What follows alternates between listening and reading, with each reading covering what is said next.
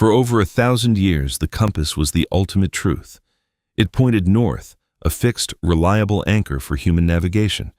But lately, the needle has started to lie. Since the 1990s, the magnetic North Pole has not just been moving.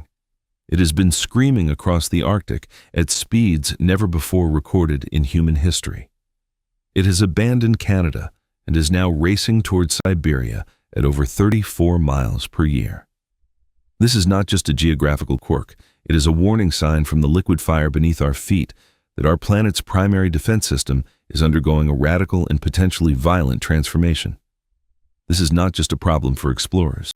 Our entire modern world is built on the world magnetic model. From the GPS in your phone to the autopilot systems of commercial airliners and the targeting arrays of military satellites, everything relies on knowing exactly where north is.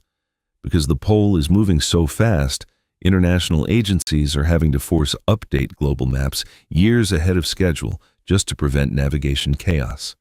But the moving pole is a symptom of a deeper crisis, our magnetosphere. The shield that protects us from lethal solar radiation is weakening. And a weak shield means our high-voltage power grids are now sitting ducks for the next major solar storm. So why Siberia? Scientists at the European Space Agency have identified two massive blobs of intense magnetic flux deep within the Earth's core, one under Canada and one under Siberia. For centuries, the Canadian blob was winning the tug of war. But now, the Siberian blob has intensified, physically pulling the magnetic pole across the top of the world. This internal battle suggests the geodynamo, the engine that creates our magnetic field, is becoming turbulent. We are moving out of a stable epoch and into a chaotic one.